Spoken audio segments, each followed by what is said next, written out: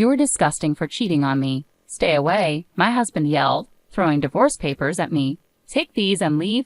I grabbed the papers and put them in my bag. As I was heading to the front door with my stuff, he called out, "Wait." I turned around to see him grinning and holding a small envelope. "Make sure you don't leave anything behind." The moment had arrived. I imagined his smile fading and said, "That's the final gift." He looked inside the envelope and panicked more than I expected. I let out all my anger at him like a final punch. "My name is Emma Smith. I'm 35 years old and I work as a tour guide at a travel agency. My husband, Michael, is a college classmate, and we got married after dating for a while. This year is our 6th anniversary.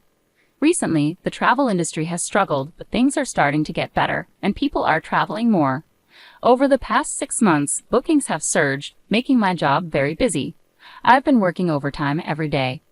As I got busier, my husband's attitude grew colder. At first, I thought it was because I was so busy and we weren't spending time together. I tried to make up for it by inviting him out after work, but he always said he was too busy. Even when I asked him to dinner, he claimed he had to work late. Before I knew it, almost a year had gone by without us spending time together. He would ask, "Why are you coming home so late?" Even though I told him I was working late and making dinner, he complained, "It's your job to prepare warm meals right away. You've been slacking on housework lately. Even if you say I'm slacking off, I have a job too." When we were dating and even after we got married, my husband was always kind, but recently, he's become really harsh and I don't understand why he's so cold now. As my birthday was coming up, I waited for dinner to be ready, but my husband didn't come home. Looking at the clock, I saw he should have already left work and arrived if he wasn't working late. He didn't contact me, and I started to worry something might have happened. Finally, he came home. "Hey, you're late," I said. He glared at me and said, "Late? You don't offer any comfort when I come home tired from work, and you didn't let me know you'd be late, so I thought." "Thought what? What did I do?" I asked. "Are you accusing me of cheating on you?" he replied. "I didn't say anything like that." "Are you doubting me? Do you know how hard I work every day?" my husband said as he approached me. "You're also coming home late, and sometimes you don't come home at all," he added. "I have to stay out for travel plans and overnight trips. Your job is easier, so you can make excuses.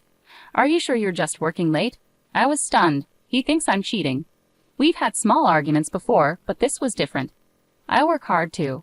I don't have time to cheat. You're the own," I said without thinking.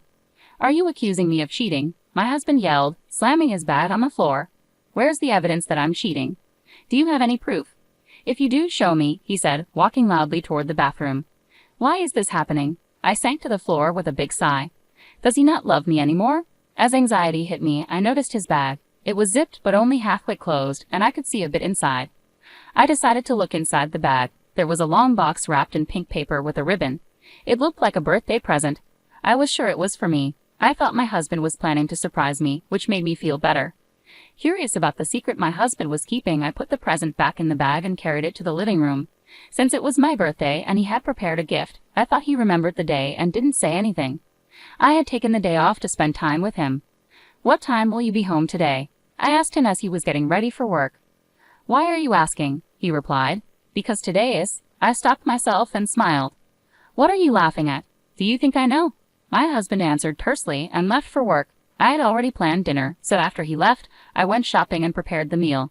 I imagined he would give me a necklace from that box, so I dressed up, hoping to match the necklace. As the evening went on, my husband still hadn't come home.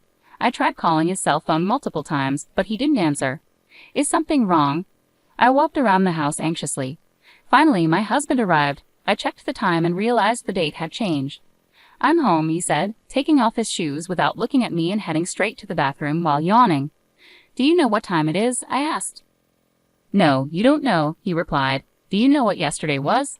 I ran up to him and asked. I said I don't know. He finally turned around and saw me in my beautiful dress. His eyes widened in surprise. "Did you know yesterday was my birthday?" I asked quietly. "No," he replied just as quietly. "I can't believe you forgot. We've always celebrated together," I said. I was so upset that tears almost started to fall. I tried hard to keep them in, but I couldn't. "But you didn't tell me," I said.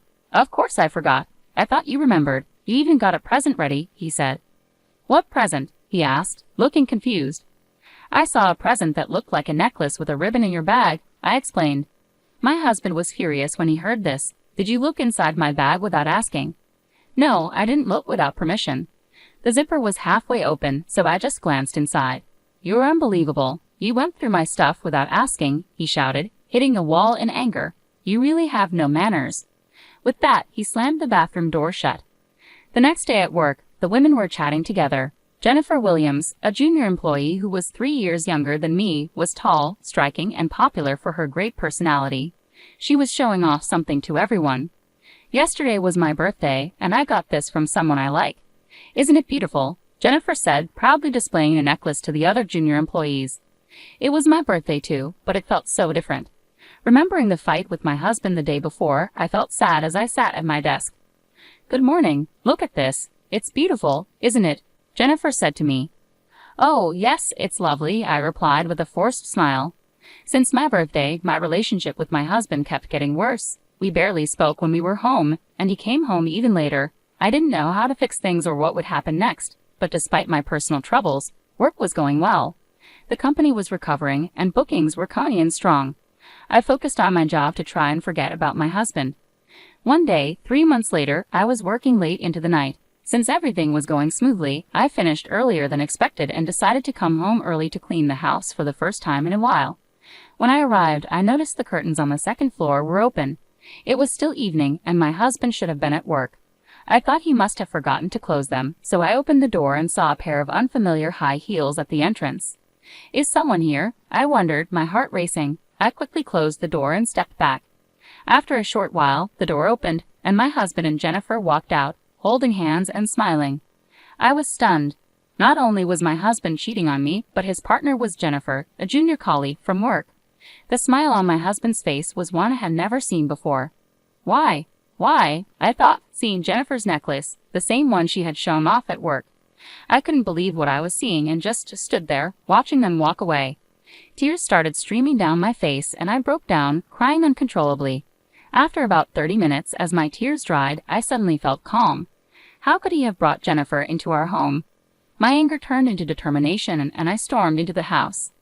I went straight to the kitchen, but it was so spotless that it was hard to believe anyone had been there recently.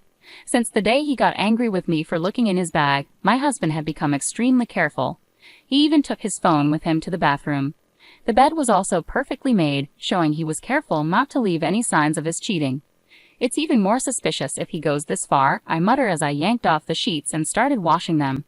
While the washing machine was running, I opened the bedroom window, took a deep breath, and decided I would divorce him. The next day, I began gathering evidence of his infidelity to secure a fair settlement. Since I thought I wouldn't be able to get anything from my cautious husband directly, I tried to follow Jennifer when she left, hoping to catch them in the act. However, I didn't manage to get any useful pictures, so I hired a private detective to collect evidence for me. The detective agency said they would need a month to gather evidence, so I waited patiently. During that time, whenever I came home late at night, my husband would shout at me, saying things like, "Why are you so late? Were you with another man? You can't even cook a decent meal. You're useless." I kept my composure and thought to myself, I'll remember this, but I didn't argue back. Finally, the day arrived. I came home late from an overnight bus tour job because of traffic. As expected, my husband glared at me with a fierce expression when I walked in. "Hey, don't come any closer," he said. "Why?" I asked. "You were cheating, and that's why you're late." "No, I was stuck in traffic." "Don't lie to me," he snapped. He pulled out a piece of paper from the drawer. "You were cheating anyway. Don't come here with your dirty body." He spread out the paper, revealing it was a divorce notice. "Get out of this house right now. I'll make sure we get compensation," he said with a smirk. "I understand. We'll get a divorce," I said, feeling the moment had finally arrived. I took the divorce papers and was about to leave with my belongings. Just then, my husband said, "Hey, don't leave anything behind." He handed me an envelope that I had left on the table. "That's my last gift to you," I said, giving him the envelope. When he opened it, he found hundreds of photos of his affair with Jennifer. "What is this? You took pictures without permission?" he asked, shocked. I told him to stay away. Jennifer was a college friend. It looks like you reconnected through a mutual friend a year ago. You kept asking me for proof of the affair, so here it is. I've got the evidence. You claimed you were innocent, but look at this. Photos showing you even went on a day trip with Jennifer. You truly betrayed me. I'm going to demand double the usual compensation. Go to the bank and get a loan." I said that and forcefully opened the door, leaving the house. Afterward, through a lawyer, my husband and I finalized the divorce. He was ordered to pay $25,000 in compensation, while Jennifer had to pay $8,000. My husband struggled to meet the compensation payments and made mistakes at work. Rumors about his cheating and divorce damaged his reputation, leading to a loss of trust and his voluntary resignation. He tried to find a new job to cover the payments but couldn't secure a regular position, working tirelessly day and night to pay off the debt. Jennifer's affair with my husband became known at her workplace, and her popularity plummeted. Feeling uncomfortable, she also resigned voluntarily. Though the divorce was finalized, the betrayal still shocked me, and I had no desire to see Jennifer again. I took some time off to rest, but with encouragement from my colleagues, I returned to work as a free person. I threw myself into my job with renewed energy and enjoyed each day. How did you like the story? Please subscribe to my channel and see you in the next video.